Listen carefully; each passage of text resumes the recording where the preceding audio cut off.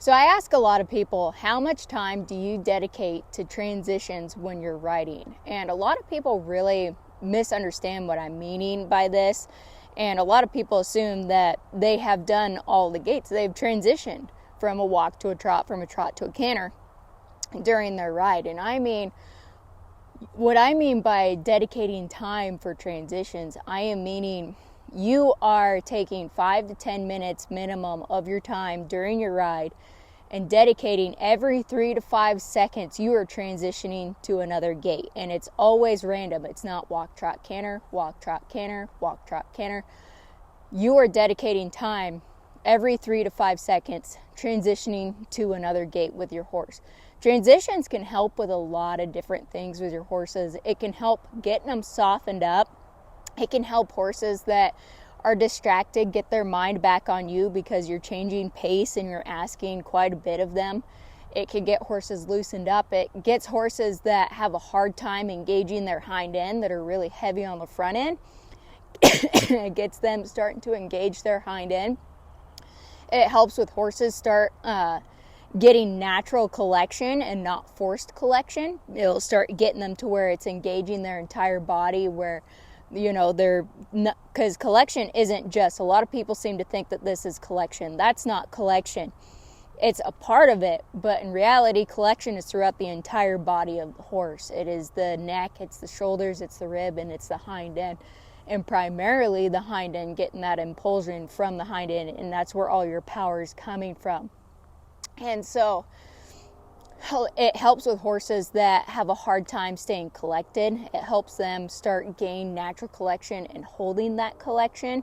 So a horse that has a lack of top line is a horse that isn't riding collected, they're riding hollowed out. So transitions is something that can really help with a horse like that. Phil here, she has a hard time maintaining top line because she naturally rides just heavy in the front end. She doesn't really stay collected. And a lot of people assume that she is because of the way she rides. She looks, collected to someone who doesn't know. But in reality, she's not collected at all. She's really heavy in that front end.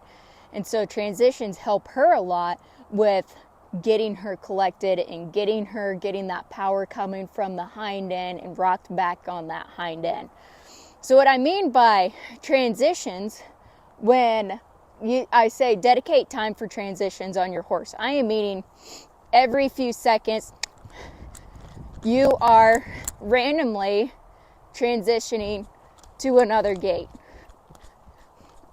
Every 3 to 5 seconds you're transitioning from a walk to a canter to a trot, from a trot to a stop. There, she was hanging on my hands there, so I made her take a step back. Transitions is every 3 to 5 seconds transitioning into another gait. Just every few strides. If you don't want to count, seconds, every few strides, you're working on into another gait. And working on those transitions from a canter to a walk, from a walk to a canter, from a canter to a trot. And those are things, and from a trot to a stop. And as your horse gets better at picking up those transitions when you're asking them to, this is a good time for you as well when you're riding. In my last video, I talked about black and white makes a horse light. This is a really good time for you to work on that as well, because as you're working on transitions with your horse and they start getting better at those transitions, it's a good time for you to work on yourself with that black and white makes a horse light. And making sure that your horse picks up those cues when you ask him to. And when you ask him to transition down to the walk, down to the trot, and really start defining that. And as your horse gets better with those transitions, I start integrating a backup into it. So not only am I transitioning my horse from, whatever random gait I had just chosen, I'm going, stop, back. Start integrating backs into it, and then from a back to a canter. And I start integrating those things we got a little bit bumpy there, so we were just riding, making sure that everything was kosher there. And you start integrating those backs into your transitions. So when you're trotting your horse out and you want first stop, woo, back. And make sure you got that right here. She's kind of testing me, wanting to back kind of crooked, so we're going to make her back in a straight line. And then from here, trot. Transition from a back to a trot. And start integrating backs into it. You know, first you integrate that stop. So you're going from a stop, you know, from a trot to a stop. Get off my hands. There's that. Holding her accountable for black and white makes a horse light. She wasn't light. So we were very clear with her, you need to be light. But integrating, you know, the stops in and then a back. And then as your horse gets better at those things, that's when you start integrating, okay, now we're gonna trot, and we're gonna go straight from a trot to a back. And then we're gonna go from a back to a trot. You know, those things right there, those two things, those are ones that will really start getting your horse engaging that hind end and rounding their whole body out. Start using that hind end for that stop and for that, and you know, going forward, getting that power from the hind end. Once your horse is really good at those things and really doing well at transitioning, you can go from a canter, you know, kind of thing, and do all the transitions, and you're controlled in those transitions, I would say. Next thing I would say is there's transitions within each gait as well. So if I want her to walk out here, I want to pick a speed and ask her for that speed and keep that speed. This is the speed that I asked her for. I'm not hanging on her with my legs, and I'm not hanging on her with my hands. We are now starting to lengthen kind of our transitions when we start rating and start picking a speed within a gait. All right, now I want to walk faster. So I kind of squeeze her a little bit with my legs. I ask for forward movement. Once I get to that speed I want, I'm not going to hold on to her with my legs, but I'm going to let go. I asked you for this speed. You maintain this speed. I don't need to hold you in a speed. I want you to maintain a speed that I ask you for. So if I were to take my legs off her right now, she kind of slowed down there, so we're going to bump her with my legs. Reminder, I want her to keep going. You can see that I'm not holding her in this faster walk. And it's the same thing when it comes to a trot. You know, I ask for a nice slow jog, and this is what I want you to maintain. Now, I want a faster trot, and I don't want my hands holding on her face, preventing her from breaking into a lope. I'm not using my legs to hold her into this faster trot. You can see here, I'll hold my legs out. But this is the speed that I asked her for, and this is the speed that she's going to maintain. So that's something that I'll work on with transitions too when my horse is getting better. Phil is at the point now. Phil is at the point now where we are working on, when I ask you to transition, we're also focusing on the speed that I'm asking you when we get into that transition. So when I ask you to pick up the canter, am I asking you to do a nice slow canter, or am I asking you to pick up a faster canter?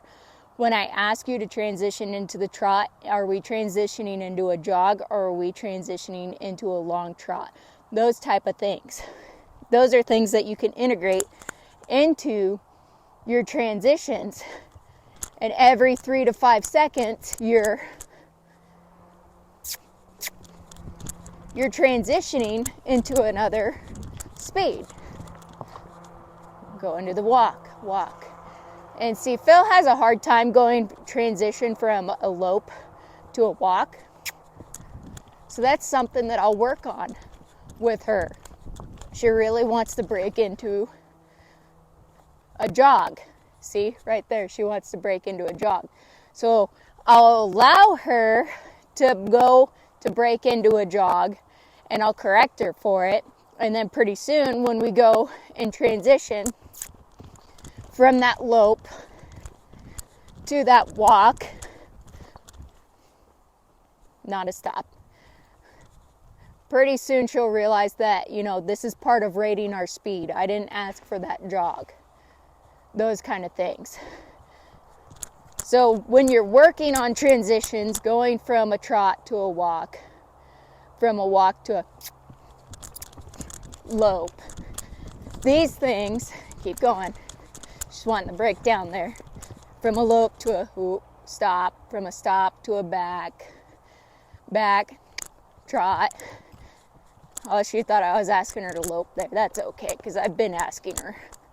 Kind of getting that old impulsion in that hind end. To a walk, stop, back,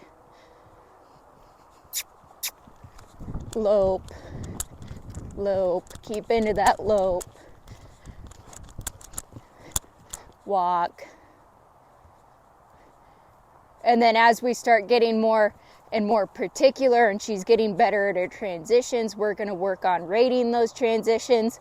So when I ask you to pick up the trot, I'm meaning a long trot right now. I'm not meaning a lope. She wants to pick up this lope. But we're looking for a long trot. Now we're going to transition to a jog. And we're not going to hang on her face. We're going to correct her when she makes the mistake of picking up speed. But we're not going to hang on her face to keep her in that gait. Allow that horse to make that mistake and correct them when they do. Because if you hang on a horse to keep them in a gait, all you're going to do is teach that horse to be bracy. So not only are we transitioning from gait, now I want a faster lope. Now I want a slower lope. Now I want a faster lope. Now I want a slower lope. Now I want a trot. I want a fast trot. I want a slow trot. I want a fast trot. I want a slow trot. I want to walk. I want a nice walk. Hey, get off of my hands. There's that black and white makes a horse light. She was hanging on my hands there and just wanting to push through that hackamore and go the speed that she wanted. And so I got after her and saying, hey, no, get off my hands. So now I want a slow walk. I want a lope. I want a faster lope. I want to stop. I want to back in a straight line. Don't let your horses just back wherever they want. I want engagement from that head. She's getting bracy right here. Hey, get her off this fence here. There we go. I want her to soften up. Now we want to trot.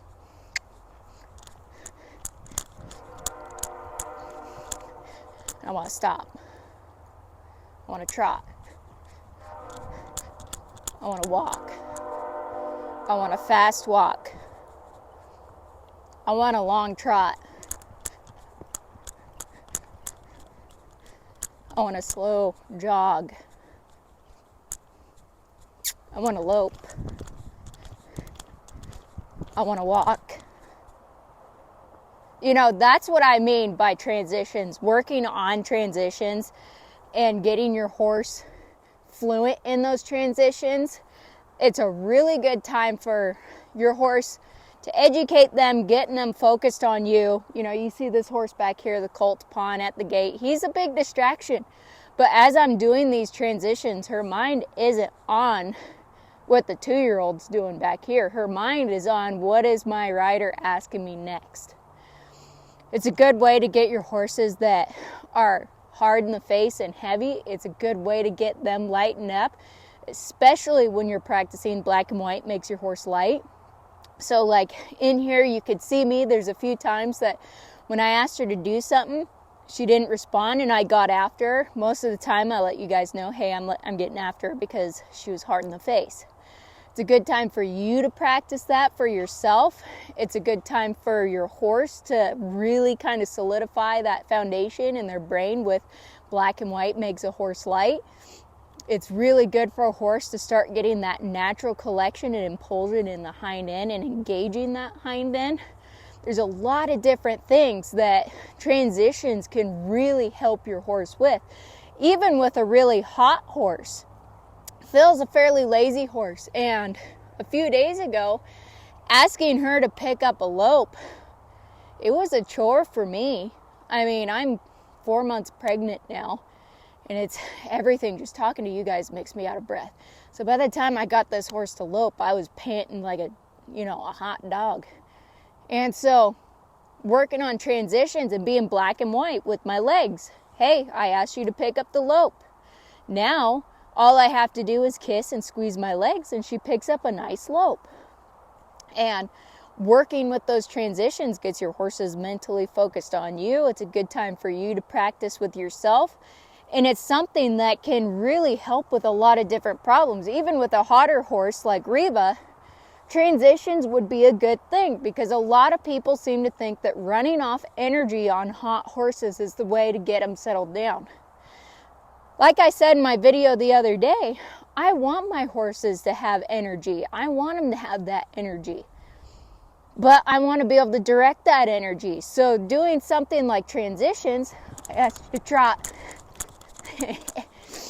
There, she ignored my leg, so I got after her. But I want my horses to have energy, because I want, when I ask my horse to do something, she's getting a little spunky with me. Hey, get off them hands.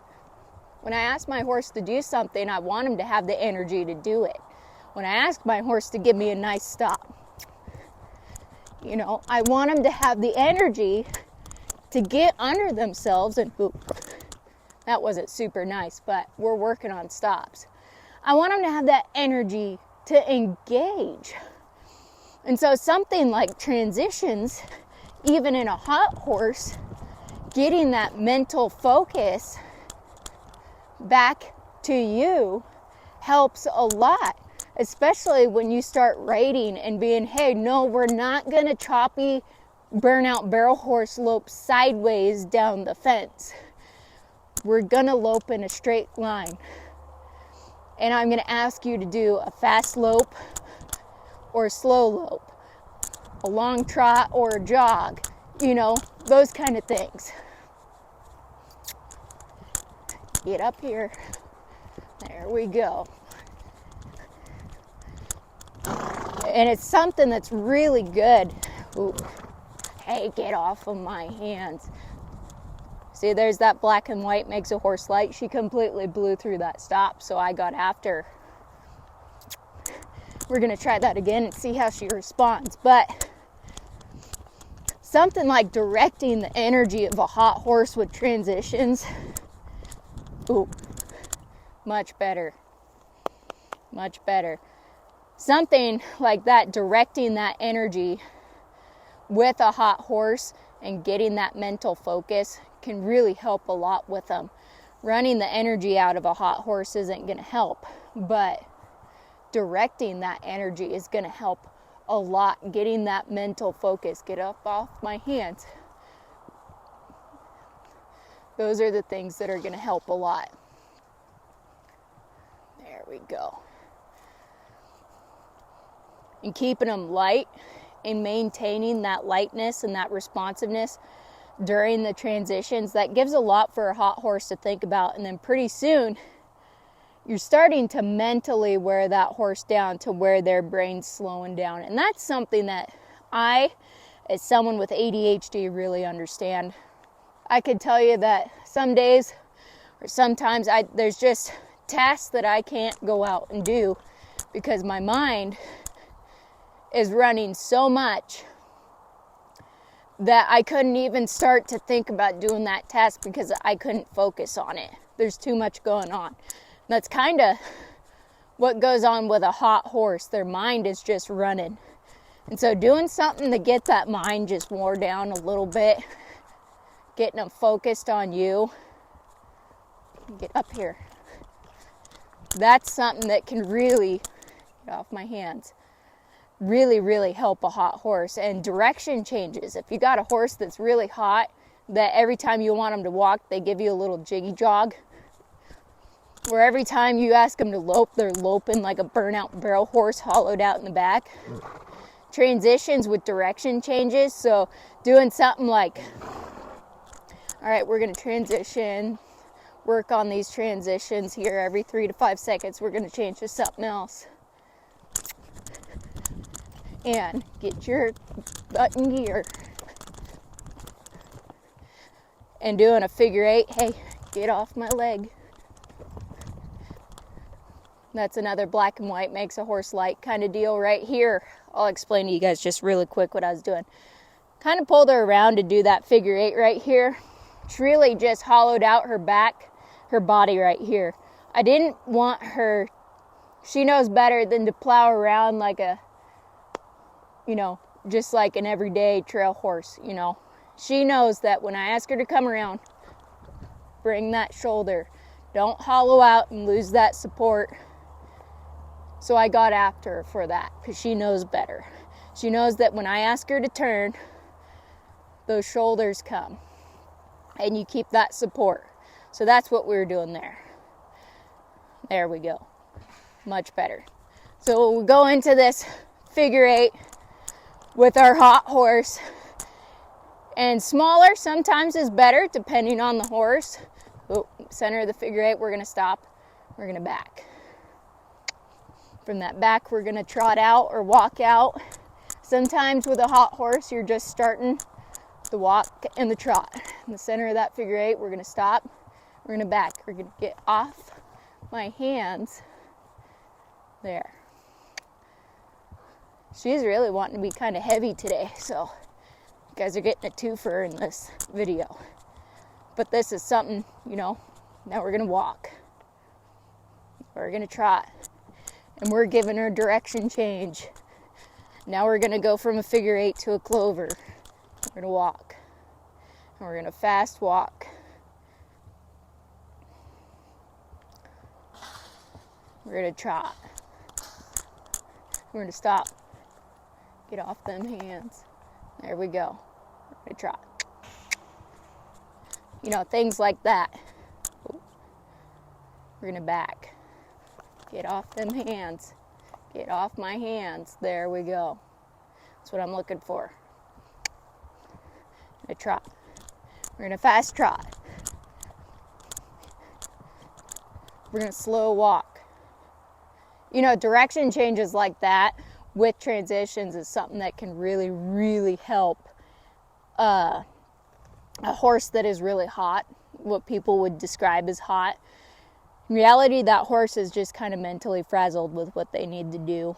A hot horse that has excessive energy, it's not a good thing necessarily to run that off of them, run that energy off them, especially if you're going to be doing anything that's going to require any extensive amount of energy. If you go out on a 4-hour trail ride, climbing up and down the mountains, you don't want to run off the energy of that horse so that the next day they got Monday morning sickness and they're just sore. You want to direct that energy. So working on exercises with a hot horse like transitions and directional changes, that's something that can help that horse as well.